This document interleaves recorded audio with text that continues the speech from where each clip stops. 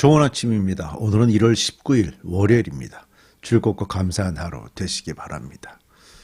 자, 오늘은 창세기 13장 말씀으로 들어가는데 어저께 우리가 빠졌기 때문에 어제 내용을 살짝 좀 요약을 해보겠습니다. 아브라함은 가나안 땅에 정착을 하고 하나님께 늘 예배를 드렸습니다. 그런데 가나안 땅에 비가 오지 않고요. 또 농사가 쉽게 되지 않아서 살아갈 길이 막막해졌습니다. 그래서 아브라함은 가족을 데리고 이집트로 내려가서 한동안 살게 되었습니다. 이때 아브라함은 자기 아내 사레가 너무나도 아름다웠기 때문에 그 부분을 염려를 했던 것 같습니다. 이집트 사람들이 아름다운 사레를 보면 남편인 아브라함을 죽이고 사레만 살릴 것이 분명하니까 사레 보고 자신은 아브라함의 아내가 아니라 누이다 라고 얘기를 하라고 미리 주의를 줬습니다. 이집트에 내려가 보니까 온 동네 사람들이 사레를 보고 아름답다고 칭찬을 하는 과정에 그 모든 소문이 왕에게까지 올라가게 됐습니다. 왕은 사레를 아내로 삼고 싶어서 아브라함에게 많은 재물을 주면서 잘 대접을 해줬어요. 그런데 하나님은요, 아브라함의 아내 사레를 여인으로 보고 대접을 하는 이집트 왕에게 재앙을 내립니다. 그래서 왕은 아브라함을 이집트 땅에서 쫓아내서 다시 가나안 땅에 올라오게 되었죠. 사실 이집트에서의 경험이 아브라함에게는 매우 수치스러운 일이었을 거라고 생각을 합니다. 다시 가나안 땅으로 올라오는 과정에서 아브라함은 아마도 자신의 죄를 돌아보게 되었을 것이고요. 하나님과의 관계를 다시 회복하고 싶은 마음이 있었을 것이라고 저는 보여집니다. 그래서 아브라함은 하나님과의 관계가 회복됐다라는 걸 볼만한 두 가지 정도 모습이 오늘 본문에 나오거든요. 우리가 본문을 좀 읽어가면서 함께 한번 찾아보십시다. 창세기 13장 1절입니다. 아브람은 이집트를 떠나서 네겝으로 올라갔다. 그는 아내를 데리고서 모든 소유를 가지고 이집트를 떠났다. 조카 롯도 그와 함께 갔다. 아브람은 집 짐승과 은과 금이 많은 큰 부자가 되었다. 그는 네겝에서는 얼마 살지 않고 그곳을 떠나 이곳저곳으로 돌아다니다가 베델 부근에 이르렀다.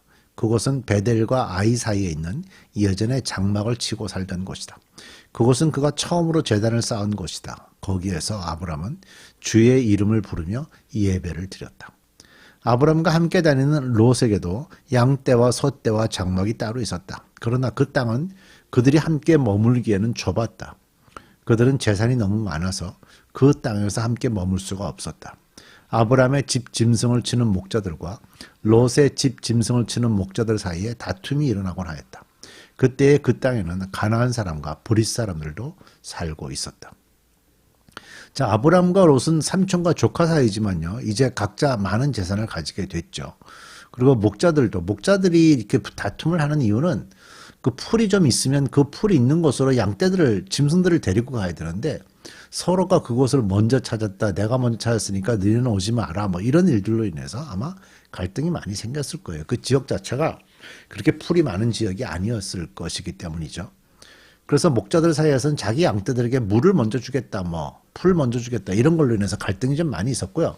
그래서 오늘 성경에 보면 그들이 함께 머물기에는 좁았다, 함께 머물 수가 없었다, 다툼이 일어났다, 어떤 다툼이 이제는 이제 이런 다툼이 일어나지 않게 하자, 이런 얘기들이 계속 나왔다는 거예요.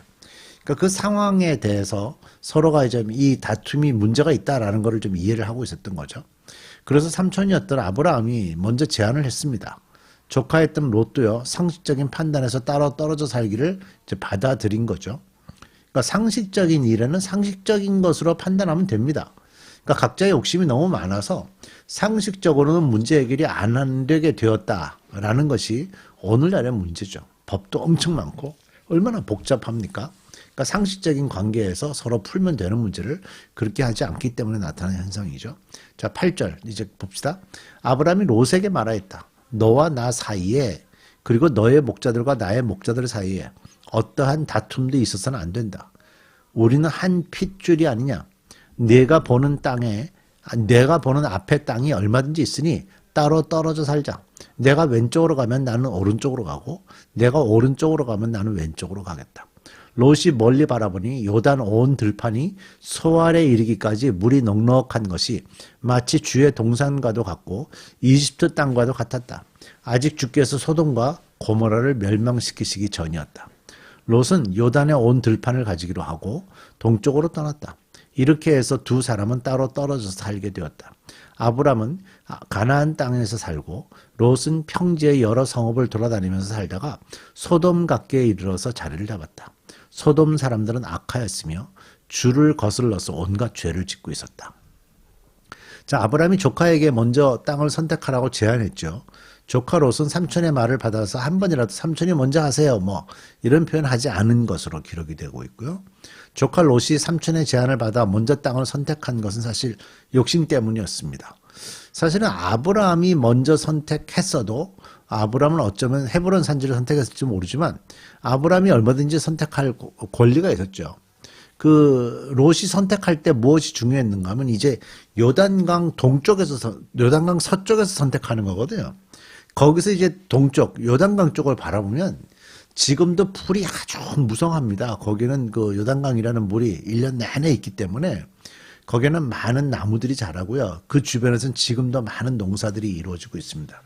현재 요르단 그 땅이 요르단 쪽으로 쭉 이어지는데 그 지역은 아주 평야지대로 되어 있습니다. 롯이 그거를 본 거죠. 롯이 그걸 보면서 많은 물, 좋은 목초지, 경제적 전망 이런 것들을 다 본 거예요. 뭐 상식적으로 보는 거 아닙니까? 우리가 일반적으로 볼 때 상식적으로 이런 거 보면 이 땅이 좋다라고 생각하는 거죠. 롯이 갔던 곳은 그 요단 지역의 도시들이었고요. 장막을 조금씩 더 옮겨가면서 좀 더 좋은 조건을 찾아갔는데 찾아갔던 곳이 나중에 소돔까지 갔어요. 근데 이제 소돔 지역은 오늘 성경에서도 그 사람들은 악하였고 주를 거슬러서 온갖 죄를 짓고 있었는데 그런 거에 연연하지 않고 롯은 좀 더 좋은 땅, 좀 더 사람들이 살기에 편안한 땅을 찾아서 가게 됐던 거죠. 아마 롯이 그 소돔으로 들어갔을 때는요, 그 도시가 물질은 풍부하지만 얼마나 악하고 타락한 곳이었는지는 알게 되었을 거예요. 그러나 롯이 이 도시는 너무 타락했기 때문에 들어가면 안 돼, 나가야 되겠다 라고 제고하지 않았습니다. 이게 좀 중요한 얘기죠. 자, 우리는 여기서 아브라함의 모습을 좀 볼 수가 있는데요. 아브라함이 하나님과의 관계가 회복됐다라는 걸 볼 수 있는 것 중에 하나가 8절에 보면 너와 나 사이에 그리고 너의 목자들과 나의 목자들 사이에 어떠한 다툼도 있어서는 안 된다. 우리는 한 핀줄이 아니냐. 그러니까 아브라함은 친척 관계인 롯과 이런 문제로 갈등을 보이는 것이 자신과 롯 사이뿐만 아니라 주위 사람들이 보기에도 좋지 않을 거다라고 생각을 했어요. 자, 이런 평화의 마음이 들어왔다는 것이 하나님과의 관계가 회복됐다라는 것의 시작의 모습이고요.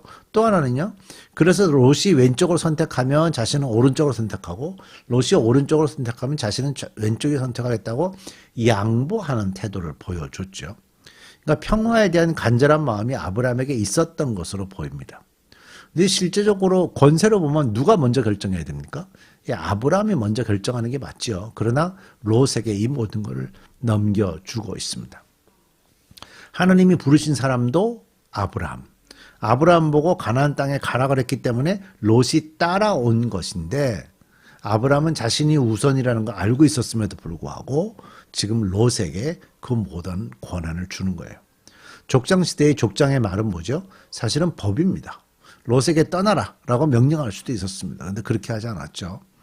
예수님이 이런 말씀 하셨잖아요. 화평케 하는 자가 복이 있다 그랬는데 저는 화평을 도모하는 일을 할 때 가장 하나님을 닮아가는 모습이 아닌가 좀 그런 생각을 하고 있는데요.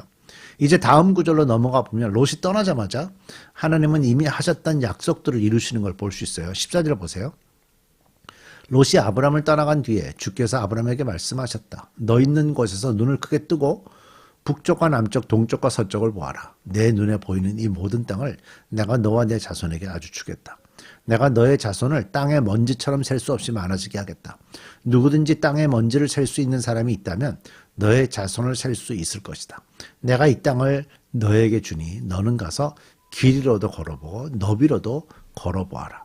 아브람은 장막을 거두어서 헤브론의 마물에 곧 상수리 나무들이 있는 곳으로 가서 거기에서 살았다.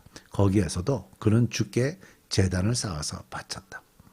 자, 롯이 선택한 땅은요, 눈으로 보기에 충분한 목초지가 있고 충분한 물이 있는 곳이었습니다. 그래서 더 많은 사람들이 모였고 더 많이 사람들이 모인 곳은 항상 죄가 더하게 됐죠. 그렇게 죄가 발달된 지역인 소돔까지 롯은 이주를 해갔습니다. 아마 롯은요, 소돔이 줬던 죄의 영향, 그것을 이겨내지 못한 것 같습니다. 자, 아브라함은 눈으로 보기에는 광야와 같은 땅이지만 헤브론으로 옮기게 됩니다. 이 땅은 후에 다윗의 고향이 되었고요. 이스라엘의 가장 큰 전성기를 이끄는 그런 고향의 땅이 되게 됐죠. 그리고 롯이 이사를 간 땅 소돔은요, 보기에는 좋아 보여도 가나안 동쪽입니다. 가나안 동쪽. 가나안 동쪽이란 말은 뭐냐면 하나님께서 젖과 꿀이 흐르는 땅으로 주시려고 했던 땅은 가나안 서쪽입니다. 그러니까 롯은 가나안 동쪽을 물을 찾아서 나갔고요. 아브라함은 하나님께서 원래 주시려고 했던 그 가나안 땅, 그 땅에 그대로 살기로 결정하게 됐던 거죠. 누가 복을 받습니까? 하나님의 마음에 순종한 자가 복을 받는 겁니다. 우리 기도하십시다. 우리도 이런 세상에 살면서 롯과 같은 결정을 해야 될 때가 있습니다. 그래서 뭐가 상식인지 어느 쪽이 더 잘 될 것인지, 그러나 우리가 결정할 때 무엇보다도 하나님의 마음을 보게 하시고 하나님의 뜻을 보게 하시고 하나님의 말씀에 순종하는 결정을 해서 하나님의 뜻에 맞췄더니 하나님이 어떻게 복을 내리시는지 경험해가는 저희들 되게 해 주옵소서. 예수님의 이름으로 기도드립니다. 아멘.